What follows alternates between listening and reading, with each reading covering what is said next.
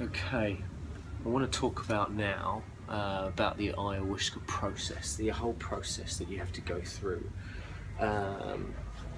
in order to have the ayahuasca experiences, or the process that is presented that you end up partaking in. Firstly, before you even get to Peru, you're sent a list of a diet of what you can and can't eat, which no salt and pepper, no alcohol, no sex, no masturbation.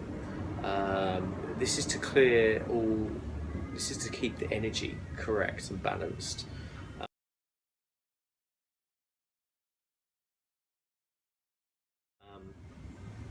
The diet, the food diet itself, is generally fresh food. No beef. Chicken's okay. Not much fish.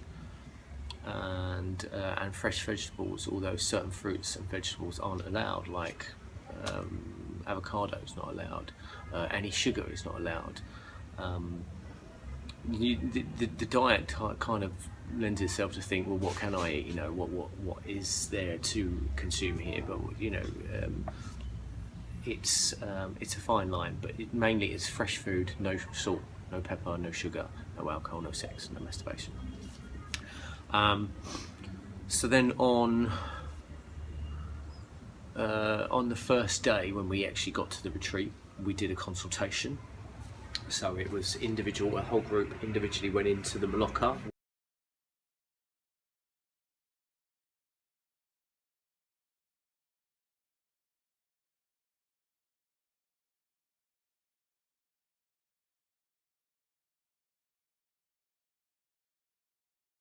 And they say, you know, what are your reasons? What are you here? What do you want to work on? So you give your reasons, and then Don Lucho then works out your daily medicine, which you go and see the medic in the morning and in the evening, and he gives you a little tumbler, about half full of this green liquid. It looks like, if you've ever drunk wheatgrass, it looks like that. Tastes pretty not as foul, and that's a daily routine.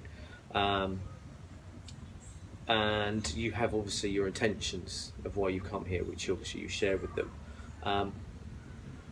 So then on the actual leading up to the ceremony, so around about 5 o'clock, you will have your, what I call the flower shower.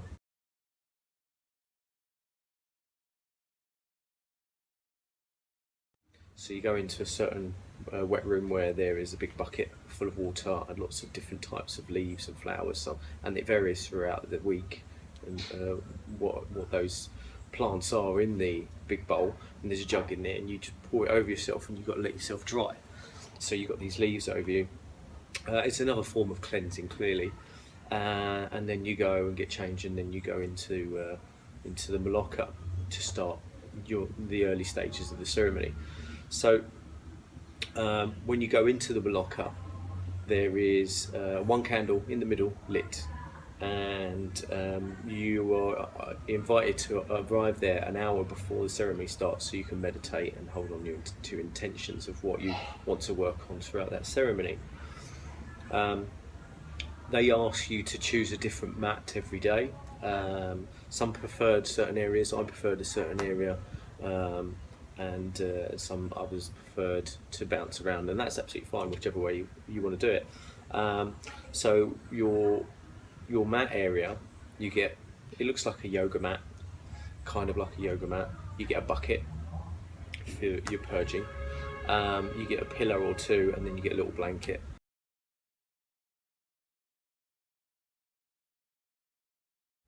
And that's it. And then the next mat will have the same, and it goes around in a circle around the Maloka. So then around that you get there around about 6 o'clock, because the ceremony starts around about 7. So about 7, Don Lucho and his son arrives.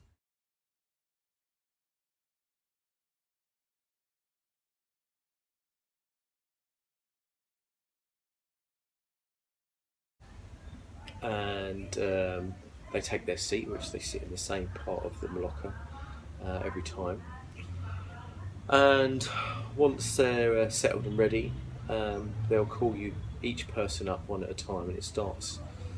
The first person to the right hand side of the shamans gets called first, and then it goes around in a anti-clockwise fashion. I mean, it might be different for other retreats. I'm just explaining what it's like where I was, because this was my first time. So I don't know if it's the same everywhere else or if it's slightly different. It might be. However, so then the shamans call you up one by one to take your shot glasses. And it is literally a shot glass, like a little shot glass, and then there's another one which is slightly bigger, which is like a tumbler, and it's like twice the size of a shot glass. You don't need any more than that, although some did take a little bit more than the larger tumbler. So once everyone's taken their drink, during the actual giving of the drink, Don Lucio will pour out however much you've requested, and he'll blow tobacco smoke over it. Tobacco smoke is a big thing in ayahuasca, because whereas ayahuasca is seen as the mother plant, the tobacco is seen as the father plant. So a lot of people are encouraged to use and smoke tobacco throughout the ceremony. In fact, tobacco rolled up cigarettes are provided free of charge, which I declined. You know, I've got a reason why I don't want to smoke, and that's my reason. And many people didn't, and many people did. It's entirely up to you. So once he's blown smoke over your shot and given it to you, you drink, and then you go and sit back at your mat, and pretty much everybody drinks a bit of water after that because it tastes foul. It's not a great taste. And weirdly enough, it got different throughout the week. Like the first time I had it, it tasted okay. It tasted like a bit of sweet thing. I thought, I can handle that. And then as the ceremonies went on, and the more shots that I took, the worse it got. It's quite a disgusting thing to think about. So then, once everyone's had their drinks and sat down, Don Lucio will then come over to you and blow smoke on you individually, and he'll work his way around the group, just a few puffs, like beside you and on your hands and stuff. Again, that's part of their ritual. And then he'll blow the candle out, so it's pitch black, and you've got the sounds of the crickets, and you've just got the light coming in through the walls of the Maloka, if any. And then they start playing the Ikora music. The Ikora music is wonderful. When I'd seen on clips online of the Ikoras before, it seemed quite penetrative music. It didn't seem a lot of fun, but I couldn't have been any further from the truth. The Ikora music is wonderful, and when they are singing, they have this thing called a chapaka, which is basically like a bouquet of dried up leaves, and they shake it. And what this does, creates vibrations, and it clears the bad energy in the room, should we say. Hello. Your transportation is already here. Excellent. I'll be there in 5 minutes. No problem. Brilliant. Thank you. So that's my taxi going back to the hotel, and I'm then flying back to London now. So so they play this beautiful music and they sing. The son and the dad sing, and they take it in turns, and they shake the chapaka, and they sing their songs, and the songs are fantastic. They're really engaging, they're lovely, it's peaceful, it's a joy to listen to when you're on the influence of ayahuasca. And at the end of each ceremony, towards the end of each ceremony, the son would then play his flute as well, which I've got a clip of it, which I'll put in now. Translate your Spanish.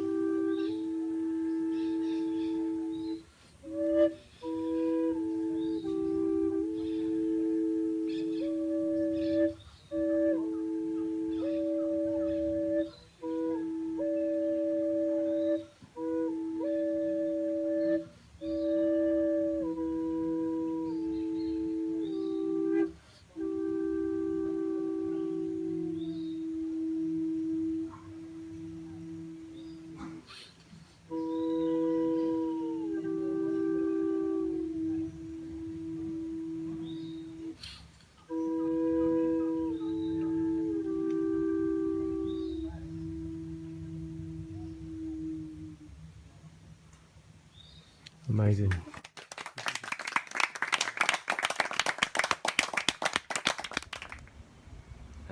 Which was lovely, isn't it? And they do that for about 4 to 5 hours. And then after that, the shaman then come and perform a personal ikora to each person, which lasts about 10 minutes each. So they'll stand over you while you're sat upright, and they'll shake the chapaka, and they will be there for a good 10 minutes just singing their ikoras to you and shaking the chapaka and clearing, giving you good energy and clearing any bad energy. And that's an interesting experience. At this point throughout the week, this is when you know that the ceremony is coming to an end. And as I say, on the last ceremony we did, there was no ikora, which was really different. It created such a different environment because you was just away with your own thoughts. You didn't have anything to engage into, which is quite unique. So we led to understanding ayahuasca, and I actually preferred it. Don't get me wrong, the music's lovely, but I think I don't know, I just enjoyed it. I found a way of really enjoying it, so that was different. An interesting way to end the ceremonies as well.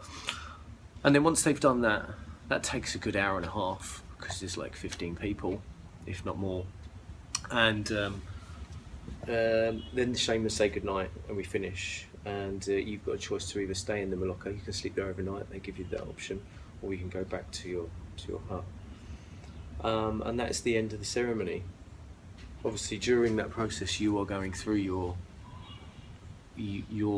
experience. You have your intention, and when you're under the influence of ayahuasca, things are said to you, things are answered, or things that need to be answered are said, whether you like it or not. Like I say, whatever you bring to ayahuasca is what will be presented. And then obviously we go. That's the end of the ceremony. After all of that, and then the next day we all sit in the Maloka. We all sit in a little circle, and we all share our accounts of the last night's experience.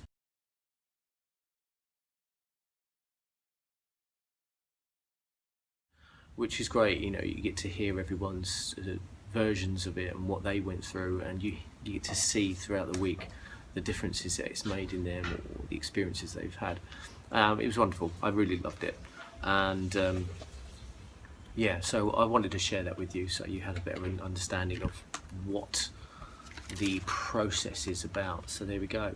I hope you've enjoyed watching these videos. I've certainly enjoyed doing them and telling you about my experiences, and feel free to message me if you want any more info or any more insight into what I've experienced. Okay, take care now. Bye bye.